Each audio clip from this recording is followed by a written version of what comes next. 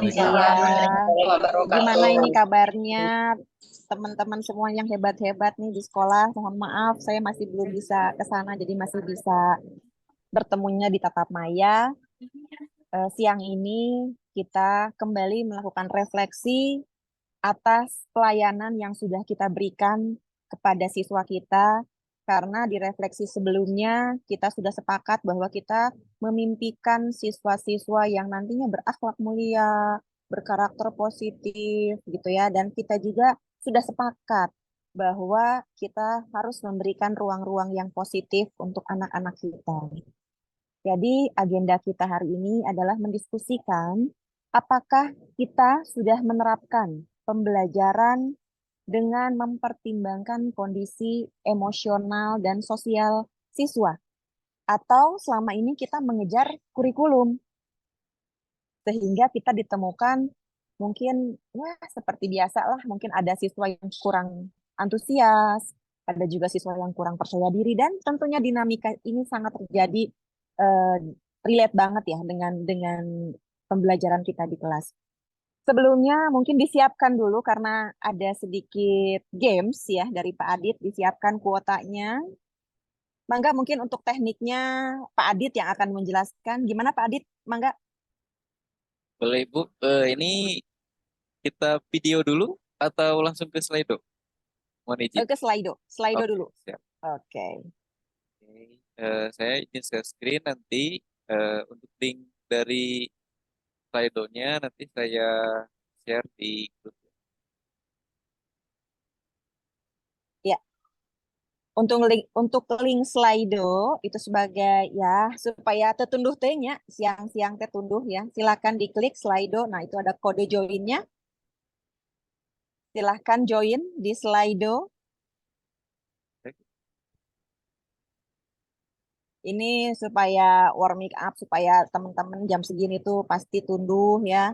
Meh rada bentak. Nanti boleh ditambah dengan bakso ya, tolong di sana ya. Dikondisikan Pak Adit supaya rada cenghar. Pak Bara biasanya yang paling meriah. Sorry, sorry. Eh, eh, eh. Mana Slido-nya Pak Adit?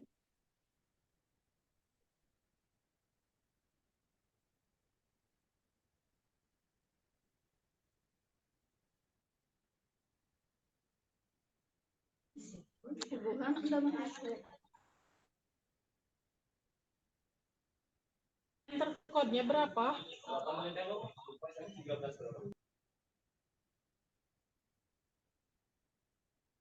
Entire screen, screen 1, screen 2. Iya, nanti tidak banyak-banyak, ada 3 pertanyaan saja. Mungkin ini pun nggak usah lomba-lomba karena ini sesuai dengan apa yang sudah kita lakukan saja. Bagaimana? Sudah bisa join kah, Pak Adit? Ya, linknya sudah dikirim oleh Pak Adit ke grup SMK Sipar. Silahkan diklik dan mulai join. Oke, dicoba di join dulu, Bapak Ibu. Silakan diklik link.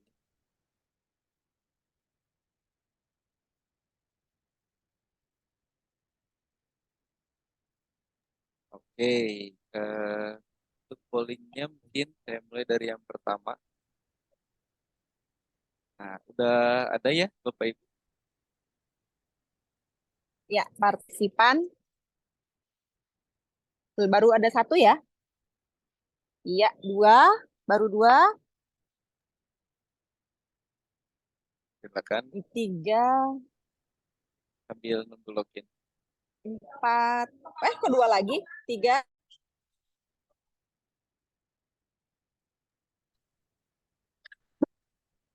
Bentar, Bu. Sudah. Oke.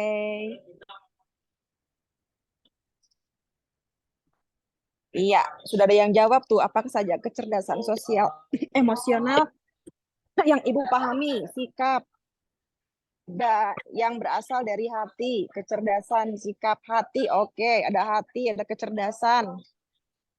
Sikap, ya hati ya.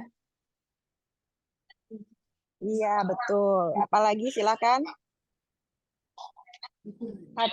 Kesadaran diri, betul.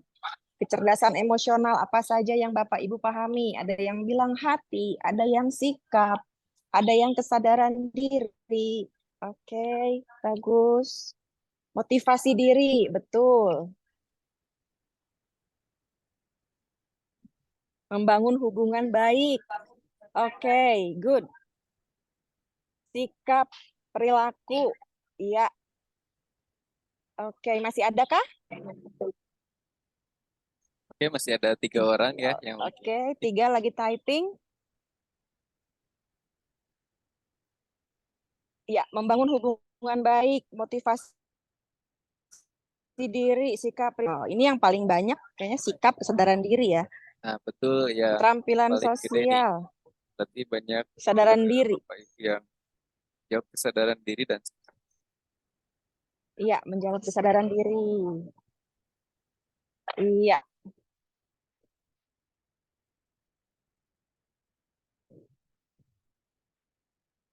iya, wah paling banyak ini ternyata kesadaran sosial emosional itu kesadaran diri, keterampilan sosial, perasaan, mengenal orang lain, empati, iya, good. Satu lagi, oke, boleh next mungkin Pak Adit jawab slide yang kedua. Oke, baik Bu. Saya stop dulu ya ini ya. Oke, yang kedua, Eh, bagaimana kita praktik lanjut, Bapak Ibu jenis yang kesadaran dilakukan? sosial emosional. Ya, bagaimana praktik yang Bapak Ibu lakukan saat membuka pembelajaran yang mengintegrasikan kecerdasan sosial emosional? Silahkan. Untuk yang ini Bapak Ibu bisa panjang ya isinya, silakan. Tidak usah satu kata atau satu kali. Silakan.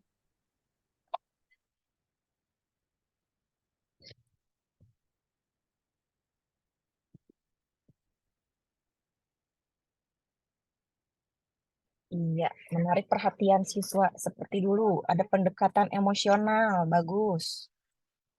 Bagaimana praktik yang dilakukan? Menanyakan kabar, ya. Memberi motivasi, bagus.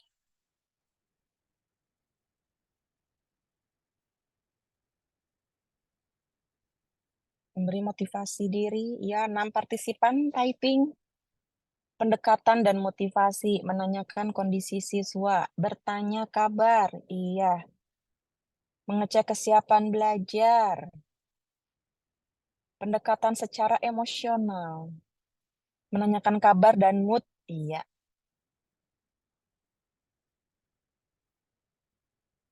Menanyakan kesiapan belajar.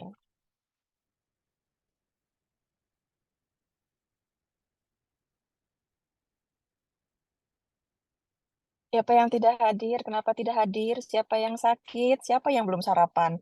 Terus kalau belum sarapan dibeliin ya Bu ya sarapannya Bu ya. Bagus. Mengetahui hobi anak, bertanya kesiapan apakah sudah siap belajar. Oke, bagus.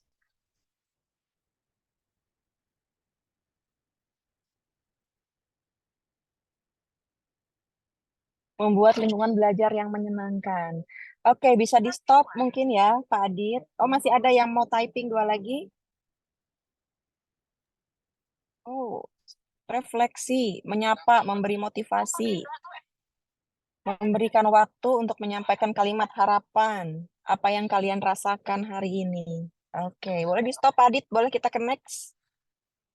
Ya, jadi teman-teman sudah membuka pembelajaran ya, dengan mengintegrasikan KSE di antaranya. Oke, boleh kita ke next Baik, question. next ya. Apa dampak pembelajaran Bapak Ibu terhadap karakter sosial emosional siswa? Enggak, Bapak Ibu silakan bisa dijawab. Ya, dampak yang tadi, Bapak Ibu sudah menanyakan kabar, ada yang nanyain udah sarapan, dan yang lain-lainnya, itu kira-kira dampak nyatanya untuk karakter sosial emosional siswa saat itu bagaimana? Coba, boleh ditulis dulu.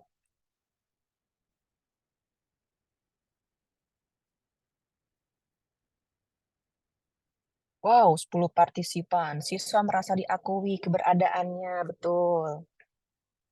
keaktifan siswa di kelas, merasa dipedulikan, diperhatikan, anak lebih antusias dan merasa diperhatikan, anak lebih percaya diri, lebih semangat, ya, lebih dipedulikan, ya, lebih mood belajar, bahagia. Nah, kunci bahagia, betul, menumbuhkan semangat, merasa disayang.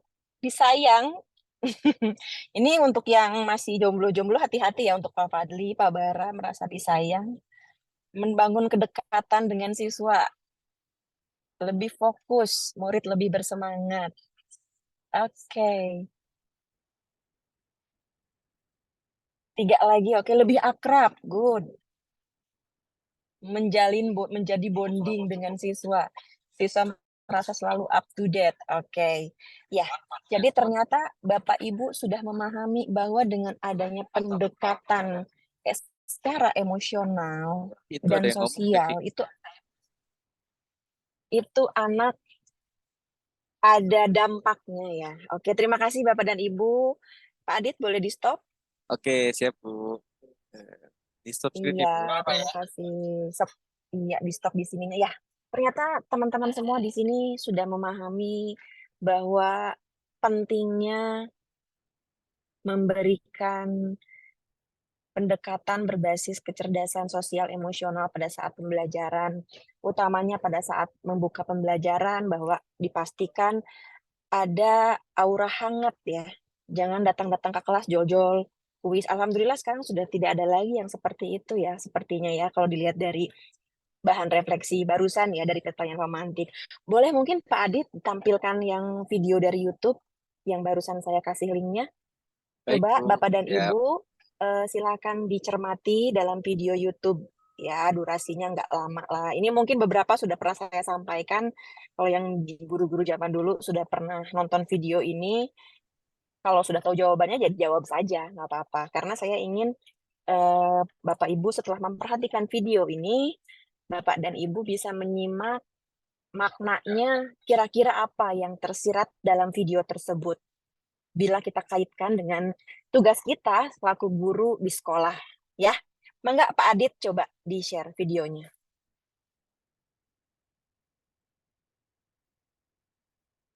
Oke Bu, siap. Ditunggu sebentar Ibu.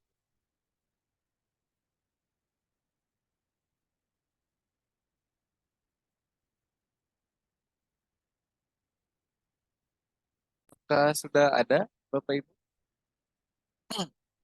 Sudah muncul ya? Suaranya muncul jelas? Jelas ya? No, I said no, I said no. Come on, that's it. Stop crying. No, stop crying. Would you stop crying? Come on. Would you please come on? Why do you always cry? Hey.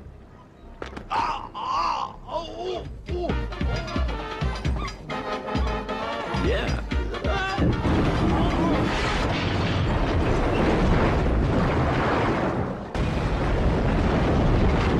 Yo.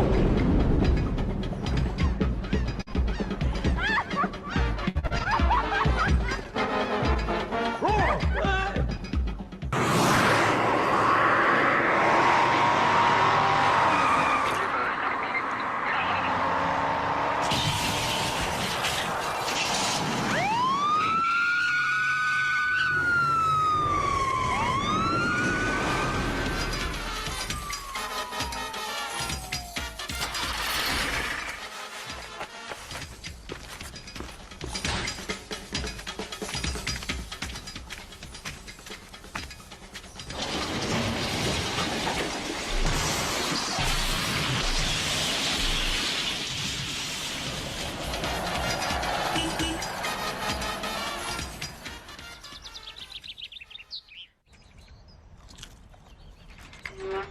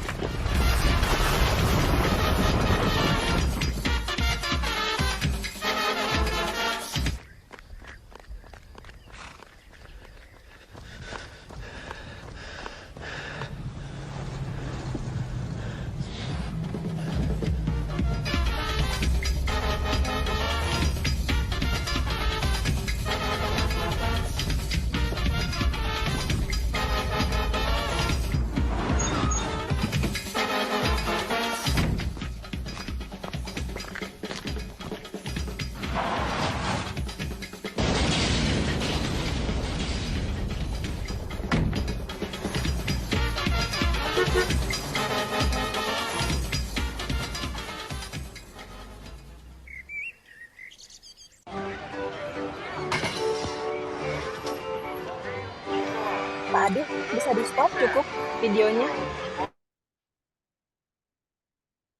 Oke, Ya. baik. Oke, coba teman-teman kira-kira kalau lihat kita iklan yang tadi apakah yang terjadi, apa maknanya? Boleh Bu. Silakan, Pak Firdan.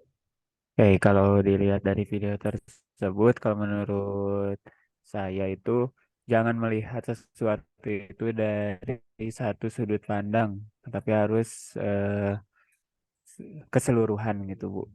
Mungkin Hmm, betul. Oke, terima kasih Pak Firdan. Jadi jangan melihat satu perspektif ya. Jadi kita melihat dari multi perspektif. Oke. Silakan yang lain.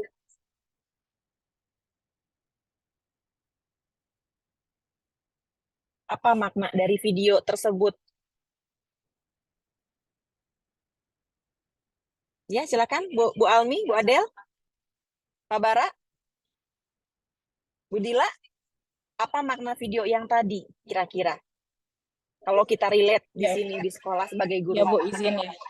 Ya. Menurut Dila sih, kalau misalnya bertindak itu harus difikirkan dulu gitu. Langkahnya ada konfirmasi klarifikasi dulu. Jadi tidak langsung bertindak. Jadi salah paham. Oke, jadi ada salah paham ya. Jadi kita konfirmasi dulu, tanyakan dulu ya. Jadi nggak langsung ya, betul. Ya, tadi mungkin satu lagi deh. Ada lagi mungkin dari Bu Adel atau Pak Nanang atau Bu Anissa atau Bu Yuli, Pak Fikri. Kira-kira video yang tadi maknanya apa kalau kita sebagai guru di sekolah?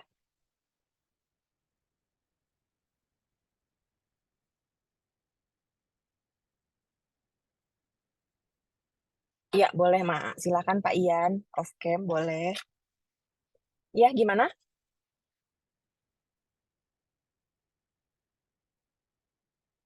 Ya, jadi kalau tadi kita lihat ada yang kribo itu setiap ada orang yang posisinya mau begitu tangannya ke mobil, disangkanya pasti membutuhkan bantuan agar mobil tersebut didorong maju, gitu ya.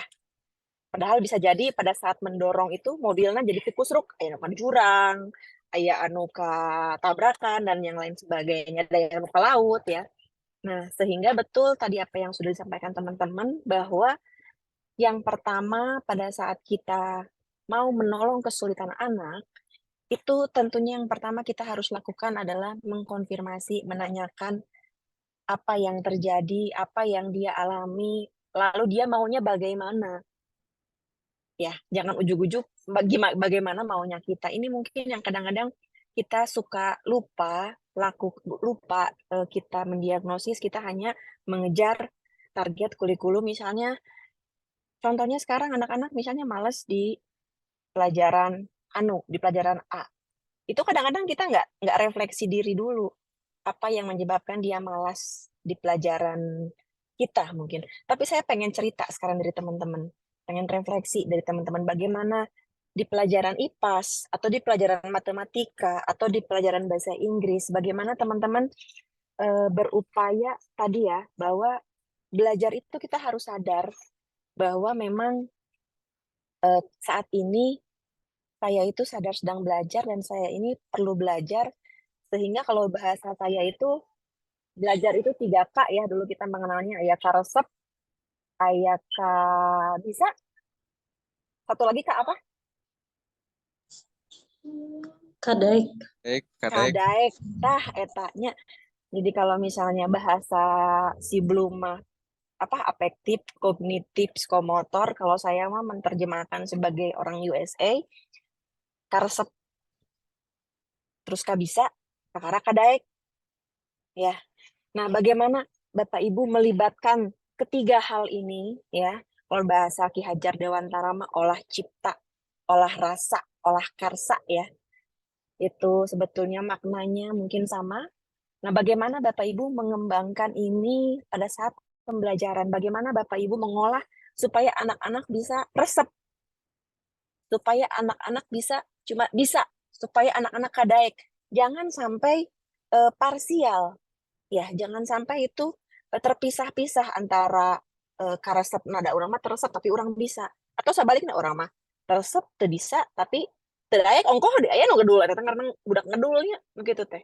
Coba saya pengen tanyakan dulu kepada teman-teman bagaimana selama ini Bapak Ibu mengajar di kelas untuk memancing ketiga aspek tersebut sehingga anak itu menjadi pribadi yang utuh, resep belajar, bisa kemampuannya, dan juga dia daek atau dia mau untuk berusaha. Silakan.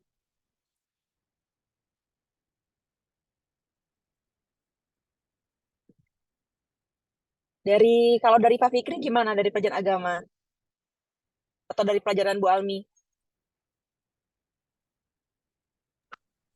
Kalau misalnya di matematika, Bu, memperlakukan itu berbeda setiap kelasnya. Jadi misalnya sekarang tuh kan KC, ULW, sama perbankan.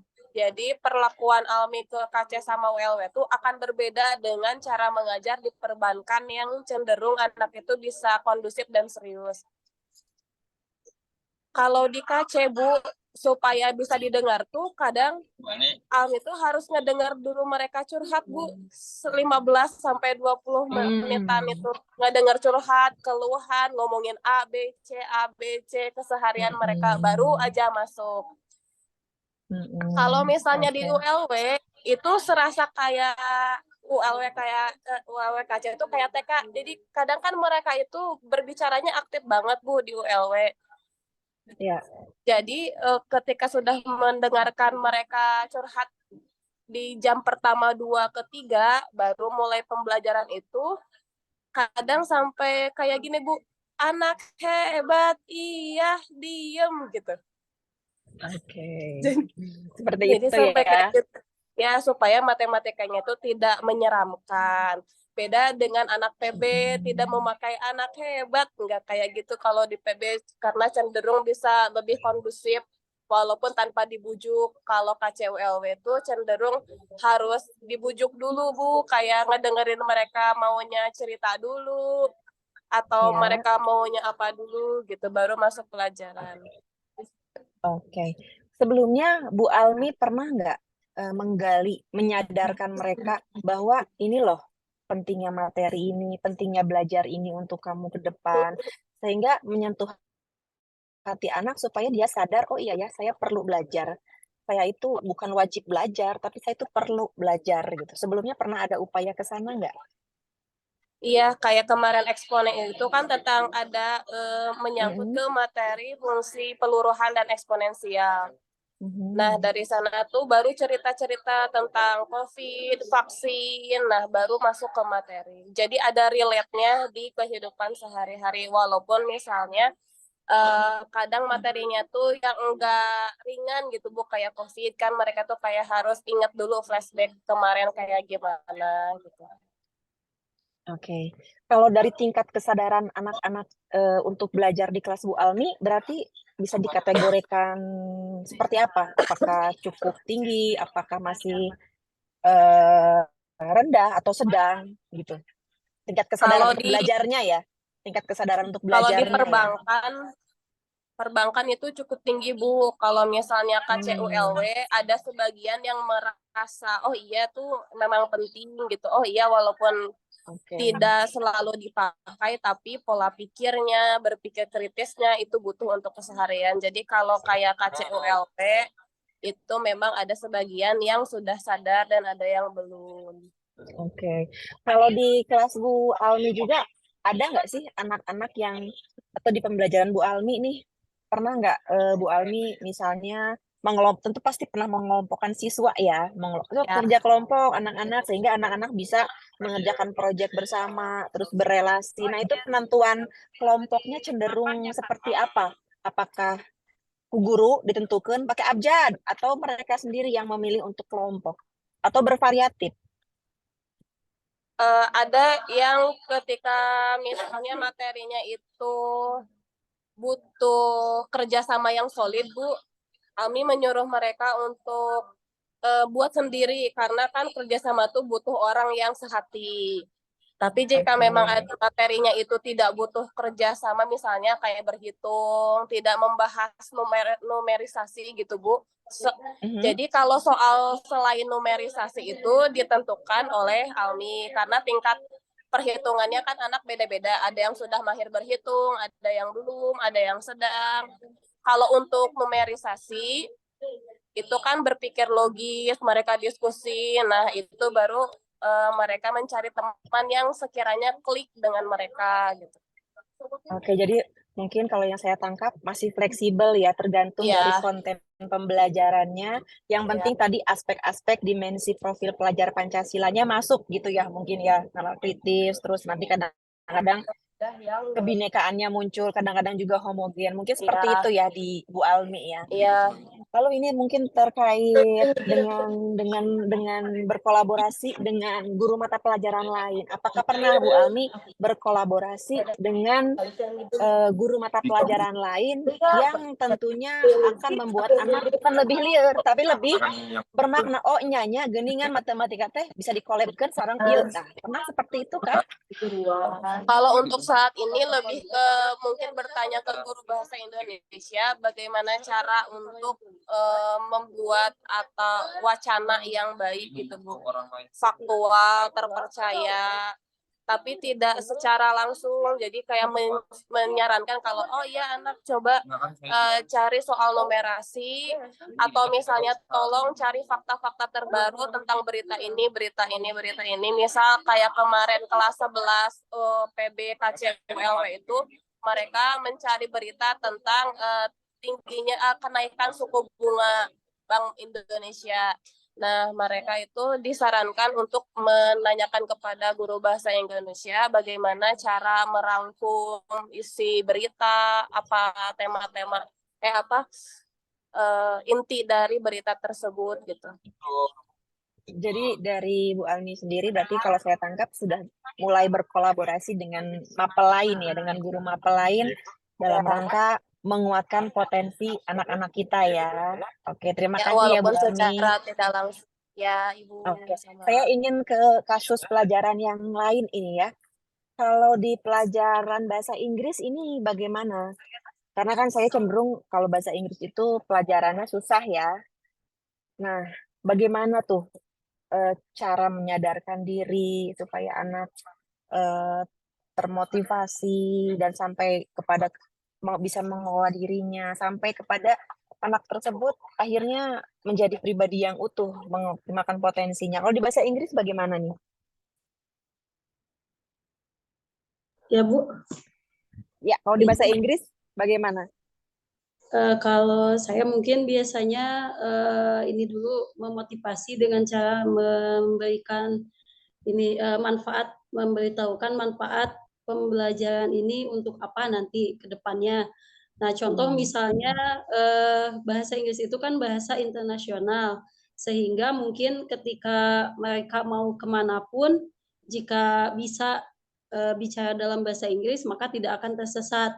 Mungkin itu yang selalu ditekankan, sehingga yang tadinya mungkin agak malas, jadi mereka, oh iya ya Bu, katanya nanti saya kalau ada uang mau ke luar negeri, kalau nggak bisa nanya ke siapa-siapa, kadang seperti itu. Jadi ya tuh Bu mau, ada yang memang motivasinya tinggi, katanya nanti mau ke Amerika yang kelas 10. Nah itu juga setiap belajar teh pakai bahasa Inggris, nanya kan walaupun salah-salah ya Bu, kata saya ya nggak apa-apa Ibu susunannya, ya nggak apa-apa, salah juga dicoba aja. Nah biasanya tiap hari Bu itu selalu nanya, kata yang lain, kamu mau apa itu pada salah juga, hayo ya nggak apa-apa kan, supaya bisa speaking ya memang harus kayak gitu latihan. Tinggal nanti kalau sudah ini kan sering dilakukan, mungkin akan jadi terbiasa dan bisa mungkin memperbaiki kesalahan-kesalahannya.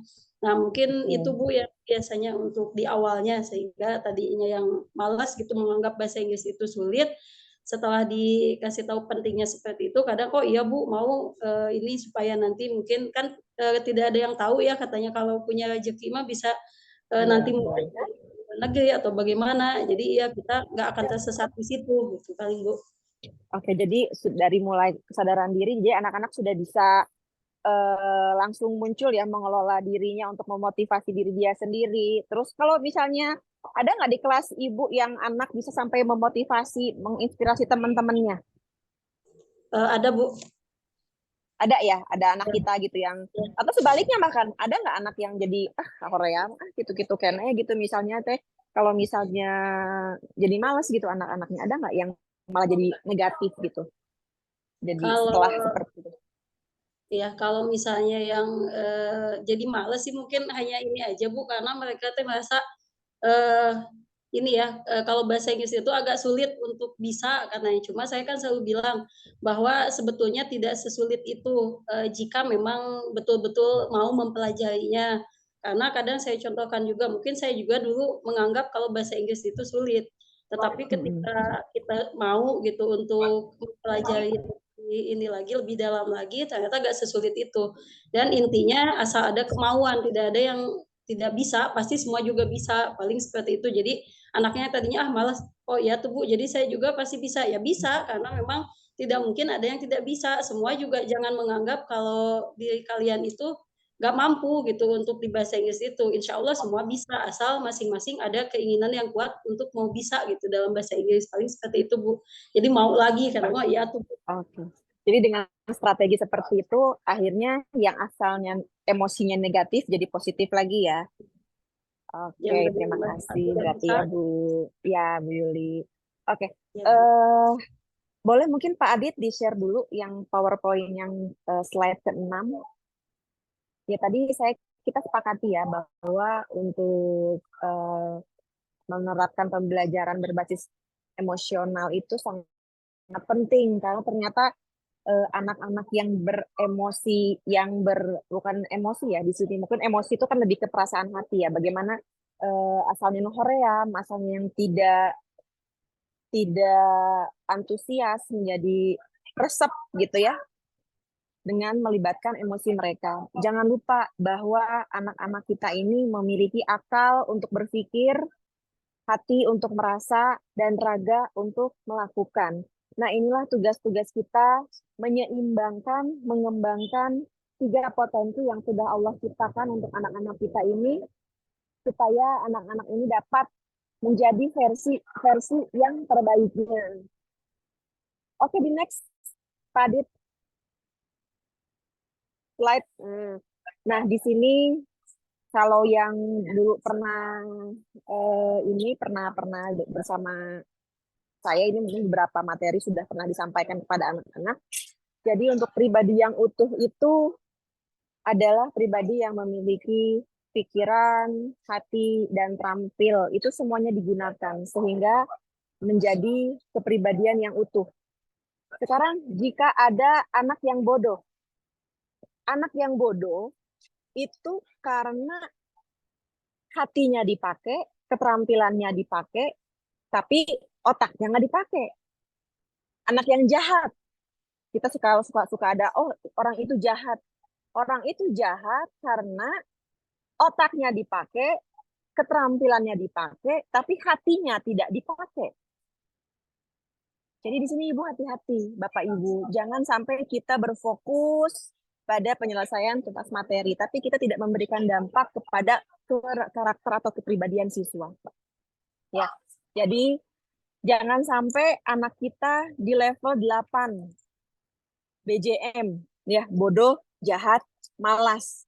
Kalau bodoh, jahat, malas, itu berarti pikirnya atau akalnya, hatinya, dan raganya itu tidak kita olah dengan baik. Ini adalah merupakan tugas mulia dari kita, bagaimana kita harus senantiasa memberikan dampak perubahan bukan hanya kepada pengetahuan anak saja, bukan hanya kepada keterampilan anak saja, tapi lebih kepada hati mereka. Oleh karena itu, teman-teman tadi sudah sangat baik dalam selalu melibatkan emosional siswa. Tapi saya mohon teman-teman meningkatkan lagi bagaimana cara menyadarkan siswa sehingga tumbuh 5 kecerdasan emosional, yakni mulai dari kesadaran diri, mengelola diri, keterampilan berelasi, sampai kepada keterampilan untuk membuat keputusan yang bertanggung jawab. Boleh slide selanjutnya? Nah, kita bisa mulai. Pernahkah Bapak Ibu mengecek hal-hal seperti ini? Karena ini semua bukan hanya tugas BK saja untuk mengetahui kekuatan kelemahan kayak harus bagaimana. Ini sekarang semuanya adalah tanggung jawab kita masing-masing. Kita suka melihat nilai matematika, nilai bahasa Inggris, kenapa seperti ini? Atau mungkin ada anak sampai kelas 3, nah gini kurang feel. Kenapa nggak bisa seperti ini? Karena mungkin Bapak, Ibu, atau kita semua yang lupa menganalisis kelemahan siswa seperti apa, kekuatan siswa seperti apa, cara mengatasi kelemahan seperti apa. Ini semua harus diterapkan, merefleksi diri ini oleh siswa sendiri. Siswa siswa diberikan kesempatan untuk merefleksi. Oh iya, saya lemah, kekuatan saya di sini, sikap saya begini, keterampilan saya begini. Tapi relate-kan dengan keinginan mereka, target mereka. Jadi mulai dari sekarang, bagaimana cara upaya menyadarkan diri adalah diantaranya dengan merefleksi siswa dan melibatkan siswa dalam menyusun target belajar mereka.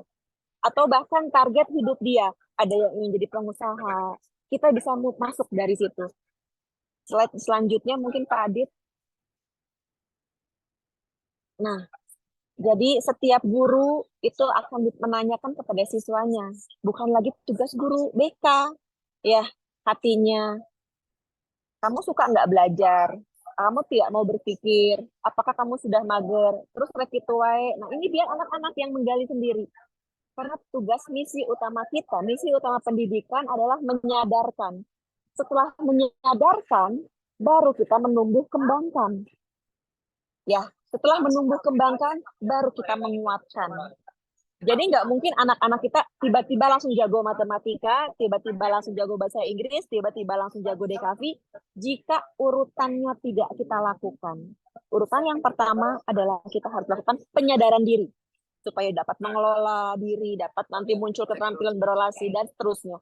Sehingga setelah kita bisa menyadarkan diri, masuk ke tahap selanjutnya, yakni menumbuh kembangkan. Setelah menumbuh kembangkan, barulah kita melakukan penguatan kepada mereka. Ya, terima kasih Pak Adit. Boleh di stop share screen-nya? Ya, jadi mungkin teman-teman, jika kita merefleksi lagi, kira-kira kalau kalau misalnya kita mengikuti Perdirjen GTK nomor 6565 tahun 2020 terkait kompetensi guru ya. Kira-kira nih sekolah kita di level mana nih? Apakah di level 1, 2, 3, 4, atau 5? Boleh ditulis di kolom chat mungkin. Kira-kira kita di level berapa? Untuk menerapkan pembelajaran berorientasi kepada siswa. Kita di level berapa? Boleh ditulis di kolom chat. Ya, halo.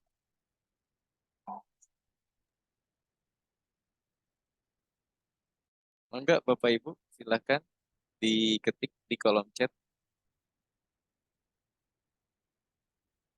Ya, Bapak Ibu silakan ditulis di kolom chat. Kira-kira refleksi diri kita terkait pembelajaran yang sudah kita lakukan kepada siswa, yang tadi berpusat kepada siswa, berorientasi kepada siswa, itu kita ada di level mana ya? Level 1 kah, 2, 3, 4, atau 5? Karena kita mengacu kepada Perdirjen GTK 6565 tahun 2020 ya. Jadi ada yang bilang level 3, level 4, level 3, ya level 3 juga. Level 4, Pak Adit. Level 3. Level 3. Level 3. Bu Yusi level 3 juga. Reski level 4. Oke, bukannya level 3. Yang lainnya? Ayo, saya tunggu. Level 3.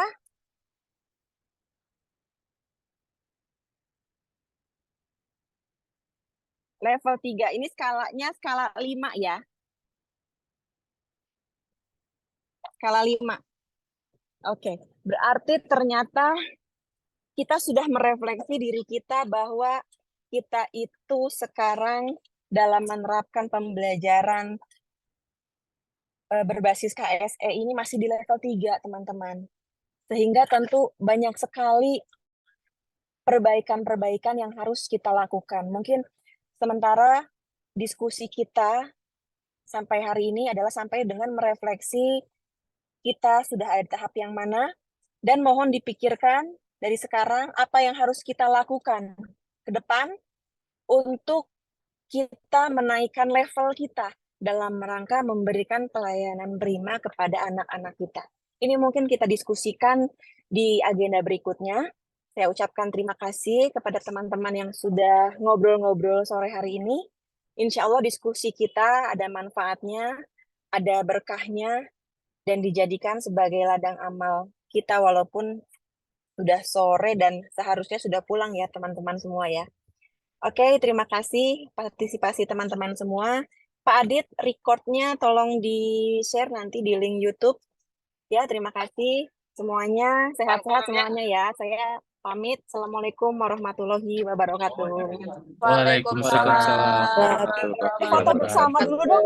Foto bersama dulu Pak Adit. Boleh, Foto boleh, bersama. boleh, boleh. Iya. Yuk kita foto Di dulu ya. on-cam kan ya. Silakan Di di on on-cam cam kan dulu. ya. Ayo foto bersama yuk. Foto bersama.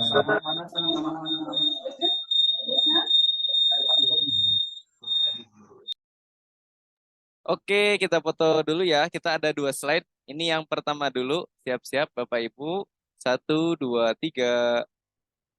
Oke.